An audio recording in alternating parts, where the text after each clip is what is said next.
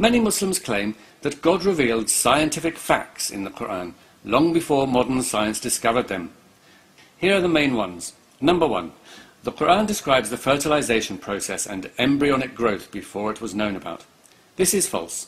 The writings of Aristotle, Hippocrates, Galen and others describes these things long before the Qur'an, and the Qur'an is simply drawing on knowledge that is prevalent at the time. In fact, it appears to repeat not only the accuracies of Greek ideas, but their inaccuracies also. The Qur'an says, "Inna khalaqna al-insana min nutfatin amshajin." We created man from a drop of mingled fluid. This sounds very much like the germinal fluid that Hippocrates spoke of when writing about male and female reproductive fluids. The Qur'an also says, خُلِقَ مِن مَاءٍ دَافِقٍ يَخْرُجُ مِن بَيْنِ الصُّلْبِ وَالتَّرَائِبِ. Man is created from a drop emitted, proceeding from between the backbone and the ribs. This description reflects the view of Hippocrates, common in the 5th century, that semen comes from all the fluid of the body and passes through the kidneys on the way to the penis. We now know that it comes from the testicles. It is also worth noting that the Qur'an always mentions the semen, but nowhere does it mention the female egg or the actual process of fertilization, which one would expect to be in any basic description, if it was known about by the author. The Qur'an also says, ثُمَّ خَلَقْنَا النُّطْفَةَ عَلَقًا فَخَلَقْنَا الْعَلَقَ مُضْغَةً فَخَلَقْنَا الْمُضْغَةَ عِظَامًا فَكَسَوْنَا الْعِظَامَ لَحْمًا. Then we made the sperm into a clot of congealed blood. Then of that clot we made a lump. Then we made out of that lump bones, and clothed the bones with flesh. This account follows the 4 stages described by Galen, writing around 500 years before Muhammad, and includes his belief that bones were formed before the flesh. Number 2. The Qur'an describes iron as being sent down from the heavens before it was known that meteors containing iron fell to the earth from outer space. وَأَنزَلْنَا الْحَدِيدَ فِيهِ بَأْسٌ شَدِيدٌ وَمَنَافِعُ لِلنَّاسِ. And we sent down iron in which there lies great force and which has many uses for mankind. Again, this claim is false. It was common knowledge that meteors containing iron fell to earth from space. The ancient Egyptian word for iron was metal of heaven, and the Babylonians had a similar word. In fact, cultures as far-flung as Tibet and the Aborigines of Australia were all well aware that meteors fell to earth containing iron. Actually, all elements on earth came from outer space. By singling out iron, the Qur'an only appears to reveal its ignorance of this fact. Number 3. The Qur'an describes the moon's light as reflected light long before it was known. وَجَعَلَ الْقَمَرَ فِيهِنَّ نُورًا وَجَعَلَ الشَّمْسَ سِرَاجًا. And he made the moon as a light in their midst, and made the sun as a lamp. وَجَعَلَ فِيهَا سِرَاجًا وَقَمَرًا مُنِيرًا. And he placed therein a lamp and a moon giving light. The claim is that the words nur and munir mean reflected light. This is quite simply wrong. Nur means light and is used many times to refer to God himself, and so obviously cannot mean reflected light. And munir means to shed light. And for example, verse 46 of Surah Al-Ahzab makes this very clear when it says sirajan munira, using the very word that it said was only for the sun, siraj, and then it says munira, spreading light. But even if we were to accept the meaning they give, it was already known that the moon's light was reflected light, and 1,000 years before Muhammad, Aristotle described a lunar eclipse that makes this very clear. Number 4. The Qur'an mentions that salt water and fresh water don't mix before this was known. وَهُوَ الَّذِي مَرَجَ الْبَحْرَيْنِ هَذَا عَذْبٌ فُرَاتٌ وَهَذَا مِلْحٌ أُجَاجٌ وَجَعَلَ بَيْنَهُمَا بَرْزَخًا وَحِجْرًا مَحْجُورًا.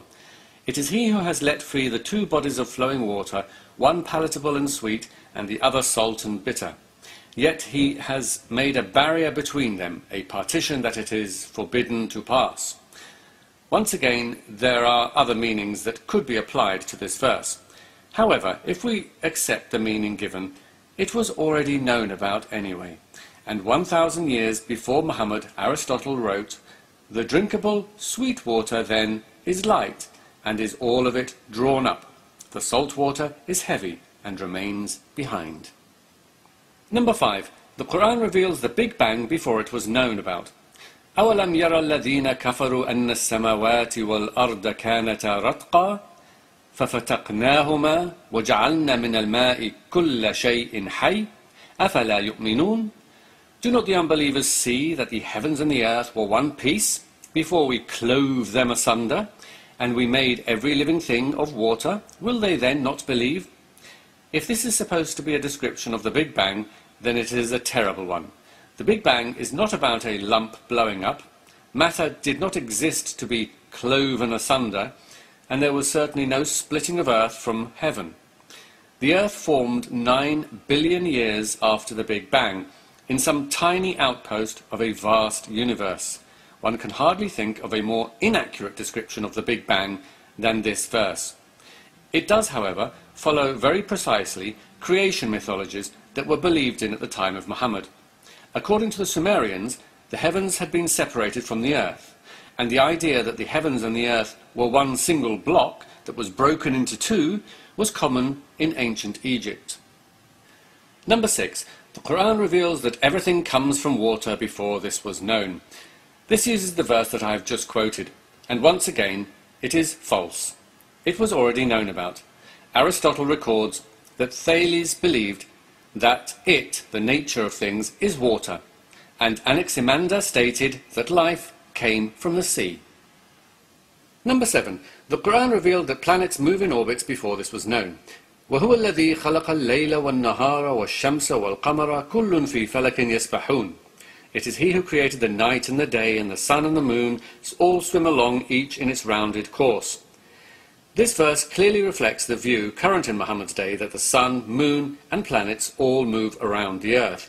There is absolutely nothing in this verse that suggests anything else. Number 8. The Qur'an reveals an expanding universe before this was known. وَالسَّمَاءَ بَنَيْنَاهَا بِأَيْدٍ وَإِنَّا لَمُوسِعُونَ. We have built the heaven with might, and we it is who make the vast extent thereof. Firstly, this verse is not talking about the universe, it's talking about the sky.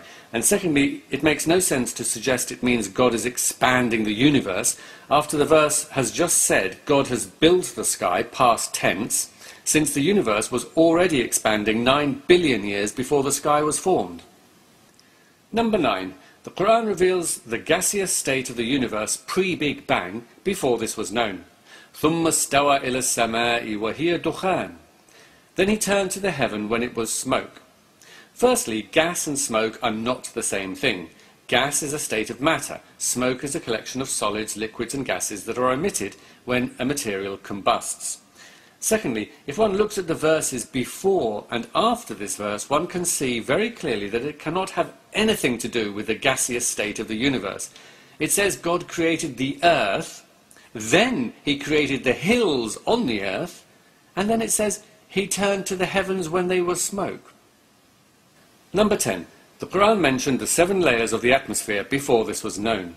It is He who created everything on earth for you, and then He directed His attention to the heaven and arranged it into 7 heavens. He has knowledge of all things. First of all, modern science usually specifies 5 layers, not 7.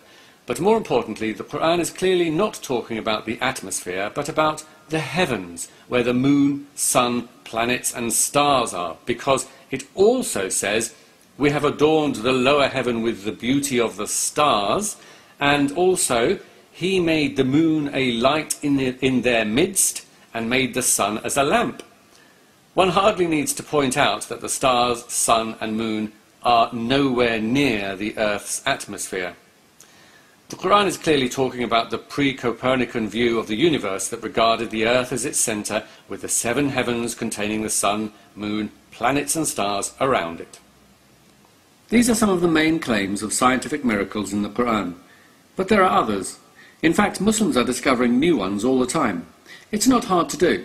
Just open the Qur'an, pick a word or sentence and see if you can apply it to something in modern science. Don't worry if it's already been discovered or if the words don't fit.